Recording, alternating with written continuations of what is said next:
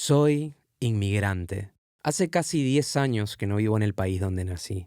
Y a veces siento que cargo con dos pasados. Uno que está acá y otro que quedó allá. Cuando pienso en mi origen, no aparecen solo imágenes, también aparecen sonidos. Entonces, si una fotografía guarda un instante de luz, ¿qué es lo que guarda un sonido?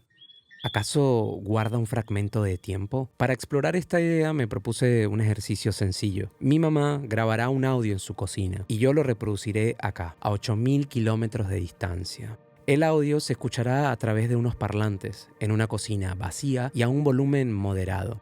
Todo esto en un intento de responder algunas preguntas. ¿Se puede calcar un lugar con sonidos? ¿Se puede traer una casa entera en apenas unos segundos? ¿Es posible habitar dos tiempos al mismo tiempo? ¿Es mi presente el mismo que el de mi mamá?